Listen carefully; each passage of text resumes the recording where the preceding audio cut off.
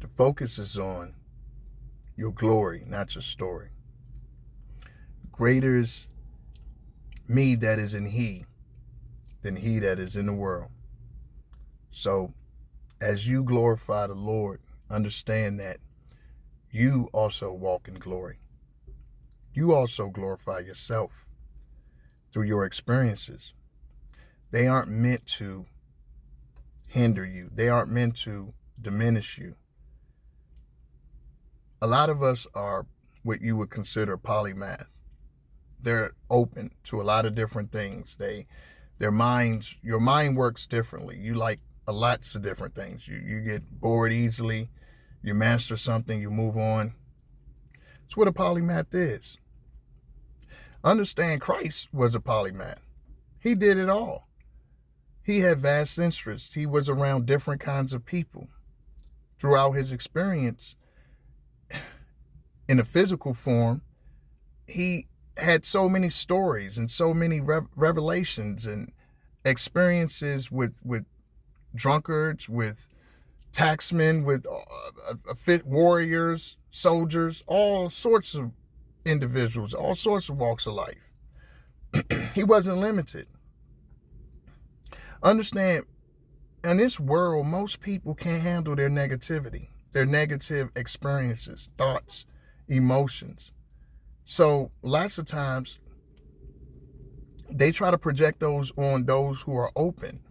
And if you are not aware, you might not know what's going on. But that's all that's happening, is they're trying to project those emotions, those thoughts, those things they haven't dealt with on you because you're open. And that's what a polymath is. They're open. Christ was open. He couldn't have healed individuals if he wasn't open. He couldn't have taught lessons to certain individuals if he was not open.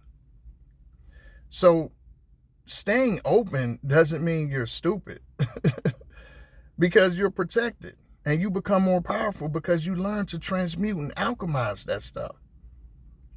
And a lot of people get that mixed up with being, dumb. Why is this person so nice? Why is this person? No, you become stronger, and then you learn to withhold your energy from those who are undeserving. He didn't always teach. He sometimes walked away from people. He had to brush his feet off at times. It's the same type of energy. And you become more powerful because of this, because of the Christ in you. You become more powerful. So it's your glory, not your story. Forget how you got there. At one time, you self-sacrifice unnecessarily, self-sabotage yourself. You did these things at one time. But that's not who you are. That doesn't define who you are. That was part of your learning process. And the sooner you learn that, the sooner you'll be able to understand it's for your glory. Not your story. Your story just got you there. It was just a vehicle to get you to where you got to go. When you on the road and you have to get somewhere important, it does not matter whether you drive in a Mercedes or whether you drive in a Nissan. You got there. That's what matters. You got there. That's all that matters. You didn't stay where you were. You accomplished your mission. And a lot of times God has to make you into that vessel that can carry those blessings. He has to make you into that vehicle. And that's your story, but it's not your glory. It's like, think of life like your favorite song that you didn't know. It's favorite old school song you never heard in your life, right? But as soon as you hear it, you're just like, oh my goodness, that's my song. Like they say, artists that have passed away years ago, a kid can love their music and they don't know how, but it's because of the frequency. It's because it registers with them. Not just the people of that time, it registers with people that haven't even been born yet. And that's how life is. You don't know it until you're aligned with it, till the timing is right and you're aligned with it. Who cares how it goes? The cream of the crop is always going to rise to the top. Trust me. So when you see individuals that hate that in you, that blessing, that openness, that Christ-like heart, understand. That's what it is. They see that greatness, but it can't be stopped. It can't be stopped. They have to understand that that's not going to be stopped. Nothing they can do can stop it. It's ordained. It's meant to be. And they can find that as well if they choose to.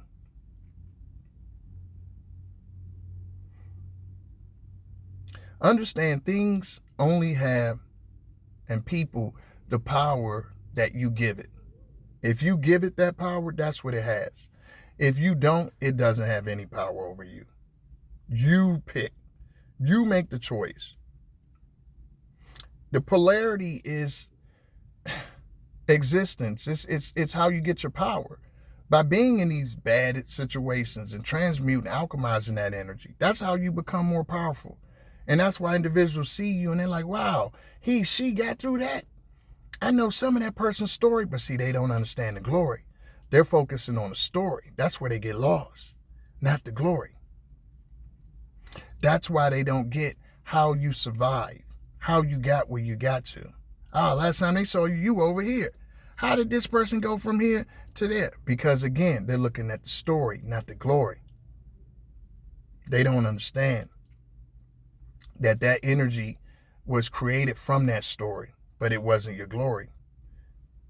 Beauty is where you find it. Until you have the right glasses, you don't understand that. That's why a lot of people can have all the money in the world, all the riches in the world, but they're miserable. You see stories like that in the Bible. You see with King Solomon, all of these riches, but still not satisfied. So you got to understand that only the things that you do for Christ will really last. All that other stuff, it'll come to you and you'll find you're still empty. You're still empty because you're not feeding your soul. And by you not feeding your soul, you're still malnourished. And when you get to that point where you understand that you're malnourished and you accept it, now the work begins. Now you're open. Now you go through the process of being open and going to your glory. Now you can start working on yourself. All of those habits that were soothing your pain, you can move away from, because now that pain is transformed. You're moving from your conditioning and acting and living off of your conditioning to now you're moving off of awareness. And it's different. Life is still going to come at you. It's still going to happen. Because you believe in the Lord, because you believe in Christ, don't mean life going to stop. No. It's going to keep going around the clock. But the difference is now you understand where source is at. You follow source. You have a compass now. Okay. I understand I need to hold on a little longer. I need to just hold on a little longer. I have faith. Now I believe. It's different now. The game is different now. You have the courage to go directly to your pain and not run from it. Not try to soothe it with things that are temporarily, that won't last. Temporary pleasures, they won't last. But you had to go through it. You had to go through it. And that's what it taught you. It taught you by going through these things, by being able to survive them. And not just survive, family, but thrive. It's the difference, being able to thrive, because you'll find that now that you are connected, and you always was connected, it was just that you were looking for something tangible that you could touch to give you satisfaction, give you validation, and give you purpose. And if you keep looking in the world, you're going to continue to be lost, because you can go into a place one day and be, hey, the toast of the town. Same place. You show up a week later and no one notices you. So if you're getting your validation off of man, once you cannot feed whatever man is hungry for, now you're no good. And that's why you see a lot of athletes that from the time they were 5 and 6 and 7, they were playing Pop Warner football, playing AAU basketball. Then they move on to high school. Then they move to varsity high school. They're the toast of the town. Number one, recruit. Then they move on to college. Everyone's telling them how wonderful they are, how beautiful they are, how talented they are. Then they move on to, a little air here, guys. Then they move on to the NFL or the NBA, Major League Baseball, whatever. Now they're being told that they're not so great at some point when they can't perform. When they can't perform and they get hurt, something happens. Now the fans aren't coming. Now the claps aren't coming. Now they're confused as to what to do. Who am I? Fans aren't cheering for me. I can't play anymore. I'm 29. I'm 30 years old. My life is over. What do I do? That's because they were getting all of their glory from man. The applause was always coming from people. And so what happened after that was emptiness. Because man can only fill you up with so much. Only God's going to give you glory. Only God's going to give you glory. You keep looking to man, you're going to always fall short. So family, understand that it's about you being able to have eyes to see and ears to hear. The message will come to you.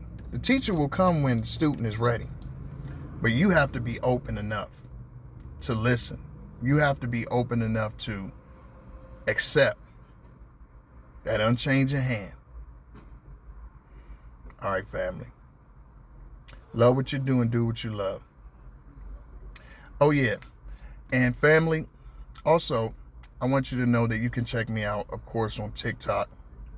SproutingCrowns.com is up too, so we can schedule consultations. If you want to improve, if you want to find a better way, you know where to go. Also, Facebook, Sprouting Crowns. You can check me out on that. Like, share, comment, subscribe. Love you guys. Peace.